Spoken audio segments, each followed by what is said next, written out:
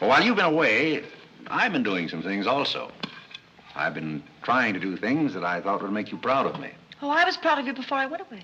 Yes, but I mean prouder still. You see, you helped me to find myself, and I'm very grateful. You'd make a wonderful husband. I'm afraid not. You see, I know how you feel about things. How? Well, you're grateful to me because I helped you to beat Cornelia. And I'm grateful to you because you helped me to beat life. When I was going down a list of people I might want to spotlight today, I came across Carole Lombard's name.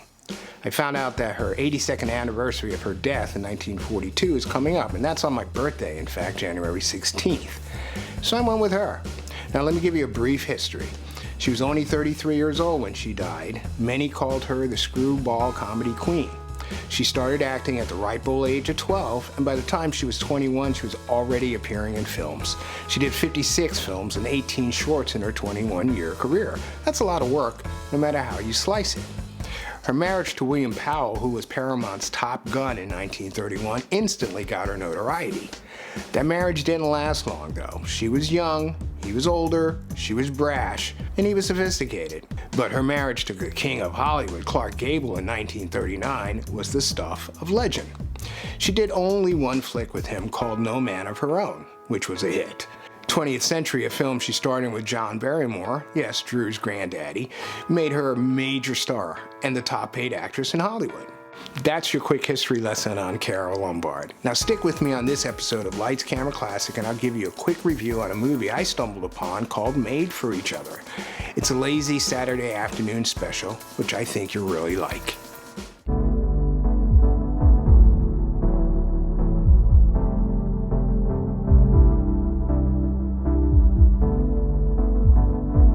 If this is your first time here, welcome.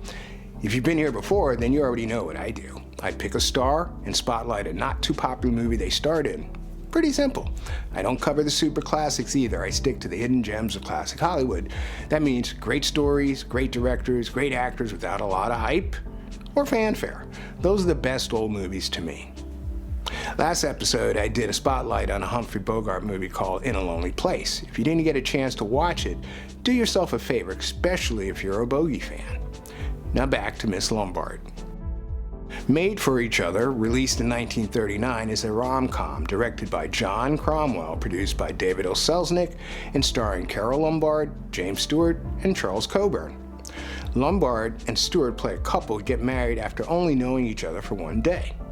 John Mason, played by Stewart, is a young, up-and-coming attorney trying to make it in New York City, but he lacks some backbone. He does a good job, has a chance of becoming a partner in his law firm, especially if he marries Eunice, Judge Doolittle's daughter. Higgins against Higgins is a pretty important case, isn't it? Well, we like to think all of our cases are important.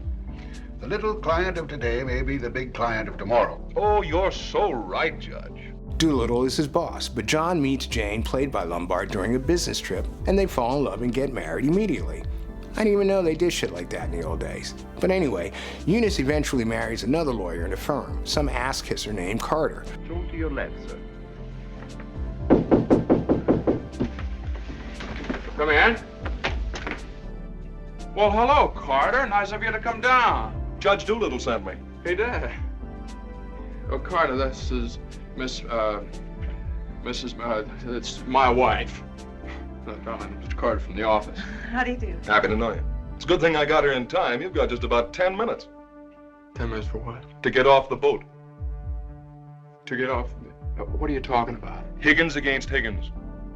What about Higgins against Higgins? Higgins against Higgins goes on the calendar for next week. Oh, no. Well, that's where you're mistaken. I got a continuance for a whole month. You think you did? Well, I did. You ask Hornblow about it. He gave me his word of honor. Well, you know Hornblow. But Johnny, they can't do this to you. No, they can't do this to What me. does Judge Doolittle think he is, a puppet? What does he think I am, a puppet or something? Some kind of a pawn he can push around any way he likes? Push her all over the place? Is that what you want me to tell Doolittle? Yes.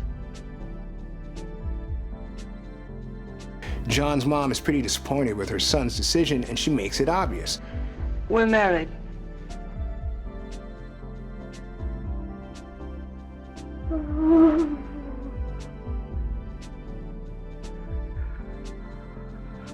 Oh. Well, now, Mother, everybody gets married sooner or later. Johnny, get the smelling salts. What do they look like? Judge Doolittle has chosen John's yes-man co-worker, Carter, as the new partner. Jane encourages John to demand a raise and a promotion, but it's the Depression era, and Doolittle starts cutting costs, which includes salaries. After Jane has a baby, John feels the weight of his mounting bills, and his pain in the ass mother who lives with them in their small apartment is destroying their marriage. Why, Jane, what is it? I can't cook. I can't keep house. I don't know how to bring up a baby. Jane, I'm sure I don't know what you're talking Oh, about. yes, you do. You resented me from the first moment you saw me. You resented me because you wanted Johnny to marry Eunice Doolittle. Why, my dear, I never said anything like that. Well, you've hinted at it enough, though. I did nothing of the sort. But they were engaged. Mother, I was never engaged to Eunice Doolittle. Oh, well, not perhaps engaged. And even if I had been, you shouldn't keep talking about it to Jane all the time. On New Year's Eve of 1939, the baby is rushed to the hospital with pneumonia. The baby will die within hours unless a serum is delivered by plane from Salt Lake City. Doolittle provides the funding to deliver the serum, but with a storm raging and with a wife and children to consider, the pilot refuses to fly the mission. John begs over the phone until the pilot's unmarried friend takes the job instead. Now, the new pilot almost crashes into the mountains. I won't give away the ending, but it's worth noting the irony here, as Lombard died in a plane crash that slammed into the side of a mountain shortly after takeoff on January 16th, 1942. She was returning from selling over $2 million in war bonds, which was unprecedented at the time. She was a huge star, so it was a huge tragedy for sure. Carole Lombard was a pioneer and worked her ass off to get to her position. This was a really neat movie. Lombard and Stewart were actually really great together. I invite you to check out United Artists' production of Made for Each Other starring Carole Lombard. Then come back and leave a comment below whenever you get a chance to watch it.